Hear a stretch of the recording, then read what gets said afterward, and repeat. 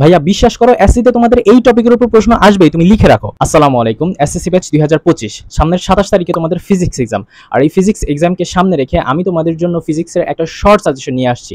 আর এই সাজেশনের ভিতরে তোমরা জ্ঞানমূলক, অনুধাবনমূলক, গ ঘ এবং এমসিকিউ পূর্ণাঙ্গ একটা সাজেশন পাবা। সো এই গুরুত্বপূর্ণ ভিডিওটি তুমি সম্পূর্ণ দেখবা এবং তোমার ফ্রেন্ডদের সাথে শেয়ার করবা যাতে তারাও দেখার সুযোগ পায়। এবং অবশ্যই আমার চ্যানেলটাকে ফলো দিয়ে রাখবা, সাবস্ক্রাইব করে রাখবা যাতে অন্য সাবজেক্টের সাজেশনও তোমরা খুব তাড়াতাড়ি পেয়ে যাও। তো চলো আমরা কথা না বাড়িয়ে ভিডিওটা স্টার্ট করে দেই। ফার্স্ট অফ অল আমি তোমাদের গ এবং ঘ এর সাজেশন দিব, আর জ্ঞানমূলক, অনুধাবনমূলক প্রশ্নের সাজেশনটা আমি ভিডিওর লাস্টে দিব।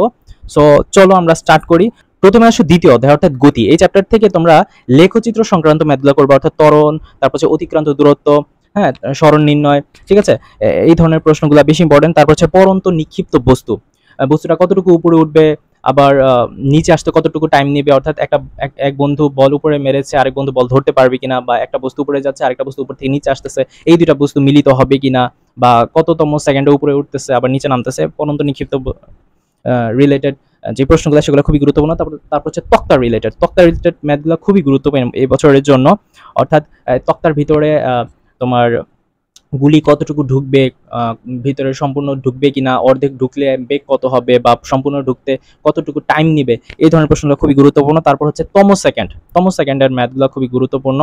অর্থাৎ এই টাইপগুলো একটু দেখে যাবা। অর্থাৎ এই টাইপগুলো তোমরা 2023 সাল, 2020 সাল, 2019 সালের বোর্ড কোশ্চেন থেকে তোমরা দেখে নিবা, বা তোমার কাছে যেই সাপ্লিমেন্ট অর টেস্ট পেপারে যদি দেখো যে যেখানেই দেখবা যে এই টাইপের প্রশ্নগুলো আছে সেখান থেকে তোমরা করে নিবা, স্পেশালি বোর্ড কোশ্চেনগুলো করবা, তাহলে এই কোশ্চেন কমন পাবা। এরপর আসো তৃতীয় অধ্যায় অর্থাৎ গতি। এই চ্যাপ্টার থেকে তোমরা ভরবেগ সংক্রান্ত কোশ্চেনগুলো করে যাবা, অর্থাৎ সংঘর্ষের আগে এবং সংঘর্ষের পরে ভরবেগ, সংরক্ষণশীলতার নীতি মেনে চলবে কিনা, এইখানে নৌকা গুলির পশ্চাৎ বেগ নির্ণয় করা শিখে যাইবা। তারপর হচ্ছে তোমরা মিলিত বেগের যে ম্যাথগুলো আছে এই ম্যাথগুলো খুব ভালো করে যাবা, খুবই গুরুত্বপূর্ণ। এরপর হচ্ছে গ্রাফ রিলেটেড প্রশ্ন এখানে আসতে পারে, ত্বরণ, তারপর হচ্ছে সময়ের লেখচিত্র এখানে আসবে, বা বল সময়ের লেখচিত্র এখানে দিতে পারে। তারপর হচ্ছে কপিকলের ম্যাথগুলো খুবই গুরুত্বপূর্ণ তোমাদের জন্য, আসতে পারে 100% আসার পসিবিলিটি বেশি। এখান থেকে লব্ধি ত্বরণ আসতে পারে, বা হচ্ছে দুই সুতার টান কত নির্ণয় সেটা আসতে পারে। তারপর হচ্ছে ঘর্ষণ রিলেটেড কোশ্চেন, এরপর হচ্ছে নিউটনের সূত্রসমূহ থেকে তোমাদের কি কোশ্চেন হতে পারে। এরপর আসলে চতুর্থ অধ্যায় অর্থাৎ কাজ, ক্ষমতা, শক্তি। এইখান থেকে গ ঘয়ের জন্য ক্ষমতা নির্ণয়ের প্রশ্ন করবা। তারপর হচ্ছে কর্মদক্ষতা, তারপর হচ্ছে কাজের মান নির্ণয়, তারপর হচ্ছে বিভব শক্তি গতিশক্তির কত গুণ, দ্বিগুণ, তারপর হচ্ছে গতিশক্তি বিভব শক্তির 3 গুণ, এই রিলেটেড প্রশ্নগুলো যেখানে পাবা সেখান থেকে করে নিবা, খুবই গুরুত্বপূর্ণ স্পেশালি ঢাকা বোর্ডের জন্য। তারপর হচ্ছে স্প্রিং এর শক্তি নির্ণয় অত্যন্ত গুরুত্বপূর্ণ। অর্থাৎ এই 2, 3, 4 এই চ্যাপ্টার থেকে দুইটা প্রশ্ন পাবা, আর তোমার ইচ্ছা মতো যে কোনো দুইটা চ্যাপ্টার তুমি খুব ভালো করে পড়বা, ইনশাআল্লাহ দুইটা প্রশ্নই তোমরা কমন পাবা। এরপর আসো চ্যাপ্টার 5 এন্ড চ্যাপ্টার 6, এই দুইটা চ্যাপ্টার থেকে একটা প্রশ্ন আসবে, ঠিক আছে। স্পেশালি আমি এগিয়ে রাখতেছি চ্যাপ্টার 5 কে, এখান থেকে পিস্টন রিলেটেড প্রশ্নগুলো তোমরা করে যাবা। এই পিস্টন এর ভিতরে তোমরা কি বল সংক্রান্ত ম্যাথ করবা। তারপর হচ্ছে কোন পিস্টনে কাজের পরিমাণ কতটুকু, এটা করে যাবা। তারপর হচ্ছে আর্কিমিডিসের তত্ত্ব রিলেটেড বস্তু ভাসবে নাকি ডুববে, এর প্লবতার মান কত, বস্তুর বাতাসে ওজন কত, পানিতে ওজন কত, ঠিক আছে, এই ধরনের ম্যাথগুলা করবা। তারপর হচ্ছে সোনার বারটি আসল নাকি নকল, খাত মেশানো আছে কিনা, ঠিক আছে। স্পেশাল চট্টগ্রাম বোর্ডে এই ধরনের প্রশ্নগুলো আসছে, খুবই গুরুত্বপূর্ণ এটা অন্যান্য বোর্ডের জন্য, স্পেশাল ঢাকা বোর্ডের জন্য। তারপর হচ্ছে পীড়ন এবং বিকৃতি রিলেটেড যে ম্যাথগুলো আছে সেগুলো তুমি করে যাবা। অর্থাৎ এই হচ্ছে চ্যাপ্টার 5 থেকে গ এবং ঘ এর একদম শর্ট করে সাজেশন। এরপর হচ্ছে চ্যাপ্টার 6 যদি তোমরা পড়ো তাহলে এখান থেকে রেল লাইনের ম্যাথগুলো করবা। তারপর হচ্ছে তারটি ছেড়ে যাবে কিনা, তারপর হচ্ছে দৈর্ঘ্য প্রসারণ সহগ, আয়তন প্রসারণ সহগ, ক্ষেত্রফল প্রসারণ সহগ, এগুলো তো সহজ ম্যাথ, এগুলো তোমরা পারবা। তারপর হচ্ছে বরফ গলার যে ম্যাথগুলো সেগুলো করবা, ক্যালোরিমিতির মূলনীতি, ঠিক আছে, এই টপিকগুলো থেকে আসবে আশা করা যায়। এরপর হচ্ছে সপ্তম অধ্যায় থেকে প্রশ্ন হবেই, প্রত্যেকটা বোর্ডেই আসবে। সপ্তম অধ্যায় থেকে কি করবা, প্রতিধ্বনি শুনতে পাবে কিনা, একজন সামনে দাঁড়িয়েছে পেছনে দাঁড়িয়ে আছে, সামনের প্রতিধ্বনি পেছনে শুনতে পাবে কিনা, বা পেছন থেকে একজন শব্দ করছে সে সামনে শুনতে পাবে কিনা, বা দুইটা পাহাড়ের মাঝে লোক দাঁড়িয়ে আছে তো এদের দূরত্ব, এই ধরনের ম্যাথগুলো করবা। তারপর হচ্ছে কুয়ার রিলেটেড ম্যাথগুলো করবা। তারপর হচ্ছে পর্যায়কাল, কম্পাঙ্ক, বা এদের ভিতরে যে সম্পর্ক রিলেটেড যে প্রশ্নগুলো আছে সেগুলো তোমরা টেস্ট পেপার থেকে করবা, বা যেখান থেকে তুমি দেখবা সেখান থেকে করে নিবা, খুবই গুরুত্বপূর্ণ, বারবার বলতেছি।